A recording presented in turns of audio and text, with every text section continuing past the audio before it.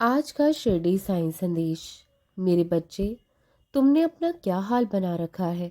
सबका ध्यान रखते रखते क्या तुम अपने लिए सोचना भूल गए हो? ऐसा क्यों करते हो? तुम्हारा खुद का ध्यान रखना उतना ही ज़रूरी है जितना कि तुम दूसरों का रखते हो। खुद की ज़रूरतों को नज़रअंदाज क्यों करते हो? खुद की ज़रूरतों को भी नज़रअंदाज मत किया करो। तुम्हारा जीवन में महत्व रखता है। मेरी ये बात याद रखना कि व्यक्ति का स्वास्थ्य ही उसके जीवन की सबसे बड़ी दौलत है। उसके चेहरे की मुस्कान ही उसकी समृद्धि है। उसके मन की शांति ही उसकी सबसे बड़ी सफलता है। और उसके मन में दया भाव होना भी उसकी सबसे बड़ी श्रेष्ठता है।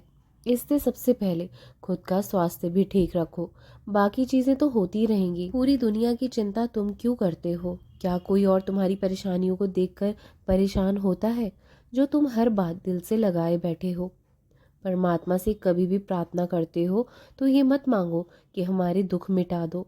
हमेशा ये मांगो, ये प्रार्थना करो जिससे हमारा अच्छा हो। यदि हमें दुख दो तो दुख सहने की हिम्मत दो। यदि कोई मुश्किल दो तुम उस मुश्किलों का सामना करने की भी हिम्मत दो। बस इतना सब्र देना उस वक्त मेरे मालिक कि मैं आपको कभी ना भूलूं। फिर देखना कि आपका जीवन मंगलमय होता चला जाएगा। वो परमात्मा तुम्हारा खुद अच्छा करेंगे। और ये मत सोचो कि कोई तुम्हें खुश रखेगा या प्रसन्नता देगा। नहीं, ऐसा हरगिज़ नहीं है। दुनिया में सब कोई अपने लिए ही दौड़ता चला जा रहा है, अपने लिए ही प्रसन्नता मांगता है, अपने लिए ही खुशियाँ मांगता है। यहाँ कोई किसी का सगा नहीं है। अपनी खुशी का कारण आप खुद बनिए। देखो, ज़िंदगी में कभी भी किसी से ज़्यादा फालतू उलझने की कोई ज़रूरत नहीं है। कोशिश करो उस इंसान से दूर रहो, उस जगह से बाहर निकल जाओ। लेकिन फिर भी कोई इंसान आपको बेवजह परेशान करे, बहुत दुखी कर रहा है, आपके ऊपर ज़रूरत से ज़्यादा हावी हो रहा है, तो आपको मालूम होना चाहिए कि उस परिस्थिति में खुद को कैसे बचाना है, अपनी रक्षा कैसे करनी है, बिना किसी पर निर्भर हुए। अगर आप उस वक्त उस परिस्थिति से खुद की रक्षा नहीं कर पाए तो आपके आत्मसम्मान की, आपके खुद के ऊपर विश्वास की पूरी तरह से धज्जियां उड़ जाती हैं। इसलिए उस स्थान पर आपको खुद के लिए लड़ना बहुत ज़रूरी है, आवाज़ उठानी बहुत ज़रूरी है। अगर उस जगह आप चुप रहोगे तो सब सुनते रहोगे तो दुनिया यही समझेगी या तो आप गलत हैं या आप बेवकूफ़ हैं। इसलिए ऐसा दुनिया को मत समझने दो, अपने लिए आवाज़ उठाओ। आपके लिए कोई आवाज़ उठाए या ना उठाए, लेकिन आपको अपने लिए आवाज़ उठानी ही पड़ेगी। रोया मत करो। ज़िंदगी में बहुत दुख है, ज़िंदगी बहुत रुलाती है, लेकिन मेरा नाम रटो। मेरे नाम जाप से तुम्हारी ज़िंदगी में कोई भी दुख नाम की चीज़ नहीं रह पाएगी। मेरा नाम रटा करो, तुम्हारे सारे संशय दुविधा शीघ्र ही समाप्त हो जाएंगी। मुझे तुम्हारी हर परिस्थिति की, चाहे सुख हो या दुख हो, खबर रहती है। मैं ही तुम्हारी भंवर में फंसी नैया को बाहर निकालूंगा। चिंता मत करो, मैं तुम्हारी नैया का खेवनहार हूँ। मैं हर घड़ी तुम्हारे साथ हूँ, तुम्हारा साया बनकर तुम्हारे साथ चलता हूँ। तुम्हारी सारी बिगड़ी मैं ज़रूर बना दूंगा। जब तुमने अपने जीवन का भार मुझ पर सौंप दिया है, फिर अब तुम क्यों घबराते हो? तुम्हें घबराने की ज़रूरत नहीं है। तुमने कभी किसी के साथ गलत ना किया है, ना गलत चाहा है। बुरा नहीं किया तुमने किसी का, तो तुम्हारे साथ भी मैं बुरा नहीं होने दूंगा। काम पूरा होने में समय लग रहा है, लेकिन सब कुछ बहुत अच्छा होगा।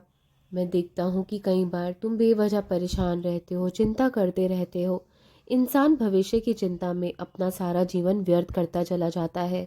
भविष्य की चिंता में वो इतना दुखी रहता है कि वो अपने आज को जीना भी भूल जाता है।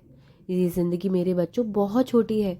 देखने को लगता है कि अभी बहुत समय है, अभी हमारी उम्र ही क्या है। क्षण भर का यहाँ भरोसा नहीं है। आज से, अभी से अपने आचरण का त्याग कर दो। अपने बुरे व्यवहार को छोड़कर अपनी नई ज़िंदगी शुरू करो। अच्छे कर्म करो, अच्छे इंसान बनो, ताकि दुनिया तुम्हें कभी भुला ना पाए। तुम बहुत अजीज़ हो। अपनी परेशानियां मुझ पर छोड़ दो, मुझको सौंप दो। मैं सब अच्छा कर दूंगा। बस थोड़ा और सब्र कर लो, थोड़ा और आगे तक चल लो। हिम्मत जुटा कर रखो। तुम्हें शायद नहीं पता कि मैंने तुम्हारे लिए क्या क्या सोच कर रखा है। आगे मैं तुम्हें खुद की नज़रों में बहुत महत्वपूर्ण बनाना चाहता हूँ। इसलिए शायद तुम्हें अभी इतनी मेहनत करनी पड़ रही है, इतना इंतज़ार करना पड़ रहा है। जब भी आंधी तूफान आता है, हम किसी छाँव के नीचे, पहाड़ या पेड़ के सहारे आश्रय लेते हैं। इसी प्रकार जीवन में अगर समस्याएं, मुश्किलें आए तो और अधिक नाम जप करना चाहिए और ज़ोर से भजन करना चाहिए। हो सकता है उस वक्त तुम्हारे दुख तुम्हारे नाम जाप पर हावी होगा, तुम्हें भुलाएगा कि तुम किसके सहारे हो, लेकिन तुम भूलना मत। जीवन में 3 बातें हमेशा याद रखो। आनंद में, खुशी में किसी को कोई वादा मत करो, क्रोध में उत्तर मत दो, दुख में निर्णय मत लो। देखो मेरे बच्चे, जीवन ऐसे ही चलता है, तुम क्यों दुखी होते हो? कभी दुख आते हैं तो कभी सुख आते हैं। जैसे थोड़े दिनों पहले पेड़ कितने मुरझाए गए थे, सारे पेड़ पौधे कितने मुरझाए हुए लग रहे थे, और अब देखो बसंत ऋतु आने पर पेड़ पौधे फिर से खिल उठे हैं, नई पत्तियां फिर से खिलने लगी हैं, सब वापस हरा भरा हो जाएगा। और ज़िंदगी भी ऐसी ही चलती है, कभी खुशियाँ आती हैं तो कभी गम आते हैं। जैसे मौसम बदलता है उसी तरह ज़िंदगी भी बदलती रहती है, कभी खुशी तो कभी गम। तुम बस घबराना मत, समय भी बदलेगा तुम्हारा। तुम बस हौसला रखना, घबराना मत, सब कुछ ठीक हो जाएगा। ईश्वर ने दुनिया ऐसे ही बनाई है।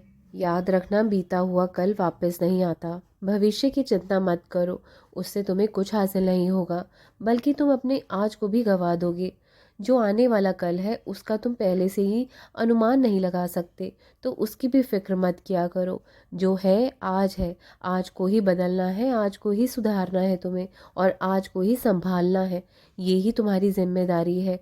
चिंता में अपने आज को बर्बाद मत किया करो, अपने आज को सुधारने के लिए काम करिए, वरना तुम्हारा आज भी तुम्हारे हाथों से निकल जाएगा। तुम्हें लगता है कि तुम अभी बहुत होशियार हो, तुम खुद के लिए बहुत अच्छी योजना बना सकते हो, अपने भविष्य के लिए बेहतर सोच सकते हो, लेकिन क्या तुम्हें पता है कि तुम्हारे से भी ज़्यादा समझदार, होशियार कौन है? वो ऊपर बैठा परमात्मा, मालिक, ईश्वर। तुम्हारी योजना कहीं ना कहीं कमज़ोर हो सकती है, गलत हो सकती है, तुम्हारे फैसले गलत हो सकते हैं उसके आगे, और तुम उस पर संदेह कर बैठते हो। तुम आजकल बहुत चिंतित रहने लगे हो। परमात्मा की रज़ा में राज़ी रहा करो, उनके फैसलों पर कभी भी संदेह मत किया करो।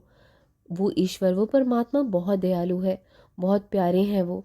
उनसे डरो नहीं, उनसे प्यार करो। उनकी पूजा नहीं करोगे तो पाप देंगे वो, ऐसा करोगे वैसा करोगे तो वो श्राप दे देंगे। ऐसा बिल्कुल नहीं है मेरे बच्चों, श्राप देता है आपका कर्म। जैसे तुम अपने माता पिता से, अपने मित्रों से प्यार करते हो ना, उसी तरह भगवान से भी प्यार करो, उनसे डरो नहीं। भगवान अपने बच्चों को आशीर्वाद देते हैं, श्राप नहीं देते। तुम्हें पता है इंसान का शक्तिशाली अंग कौन सा होता है? कोई सोचेगा कि उसका दिमाग, नहीं, किसी को लगेगा उनका दिल, लेकिन नहीं, मनुष्य का सबसे ताकतवर, शक्तिशाली उसकी ज़ुबान होती है।